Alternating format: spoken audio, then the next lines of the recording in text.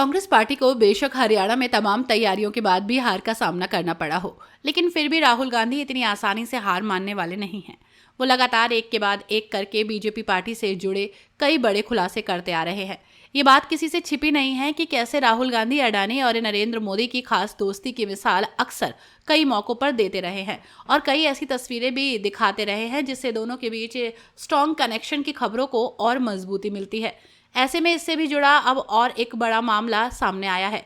ये मामला राहुल गांधी ने उजागर किया है। उन्होंने अडानी बचाओ सिंडिकेट करके एक वीडियो जारी किया है जिसमें इस बात का दावा किया जा रहा है कि सेबी की चेयरपर्सन माधवी बुच देश के प्रधानमंत्री नरेंद्र मोदी को ब्लैकमेल कर रही हैं कि अगर मैं पकड़ी गई तो आपका भी खुलासा कर दूंगी, जिस वजह से सरकार चुप है और उनके खिलाफ कोई एक्शन नहीं ले रही है, क्योंकि माधवी ने इनडायरेक्ट वे में अडानी के पैसे, उनकी रेपुटेशन और उनकी इनकम को इंडिया में लीगलाइज किया है। वीडियो में क्या खुलासा हुआ आप भी देखिए। और क्रेडिबल की फाउंडर मेंबर इस माधवी बुच स्टार्टअप से पैसा लेती हैं और 16 करोड़ आईसीआईसी से लेती थी as SEBI chairperson, as member. SEBI से उनको 2.5 करोड़ साल का सैलरी मिलता था, आईसीआईसी से 16 करोड़ मिलता है। This after she left ICICI 10 years ago। अच्छा, जवाब भी बड़ा कंफ्यूजिंग। आईसीआईसीआई कहता है कि रिटायरमेंट थी। There was no provision of anybody retiring at the age of 47. She must have resigned. So if she resigned, she cannot encash her ESOPs 10 years after she resigned. ESOPs की एक policy है sir, 3 महीने में करना पड़ता है. And if she has done it, then she has to declare. She has to divulge it to SEBI, to the stock market. Where is that disclosure? कोई disclosure नहीं. और अभी तक गवर्नमेंट ने कुछ नहीं किया sir. They haven't moved an inch. We were expecting कि कहीं कोई एक्शन लेंगे, कुछ नहीं सर. क्यों? Why do you think? Sir, जो मैंने I was in Mumbai sir, वहां जो सुना, कॉर्पोरेट वर्ल्ड में ये बात बहुत चल रही है कि she is blackmailing the government, she is blackmailing the prime minister, कि if I go down I take you down. आप सोचिए, न इससे डर रही हैं, न पीएससी से डर रही हैं, तो कौन है? कौन बचा रहा है या किसको डरा रही है? ऊपर भी किसी को डरा रही है, इसलिए बच रही हैं सर।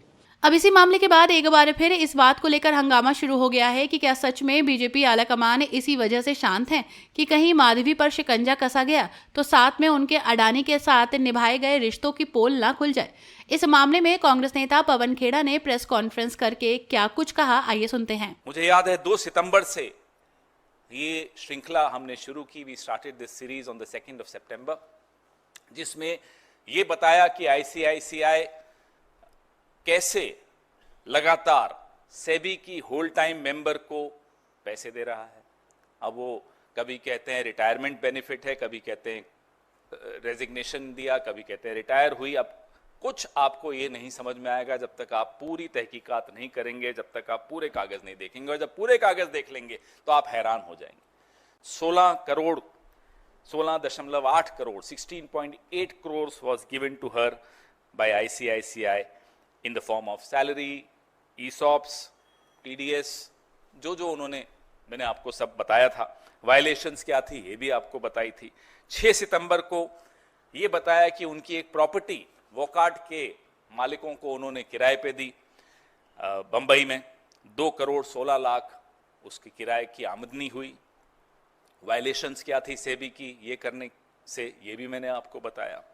10 सितंबर को मैंने बताया कि उनके पति और उनकी एक कंसल्टेंसी कंपनी है अगोरा एडवाइजरी सर्विसेज लिमिटेड, वो जो सरेआम जिसके बारे में माधवी जी ने झूठ बोला कि ये डॉर्मेंट हो गई है, हमने आपको बताया कि ना केवल वो चल रही है, 99% शेयर्स माधवी जी के पास हैं उसके, और लगातार ऐसी कंपनियों को कंसल्टेंसी दे रही है जिन कंपनीज का सेबी से कुछ न कुछ केसेस चल रहे हैं और सेबी उनको मॉनिटर करती है, सेबी के वो परव्यू में आती है।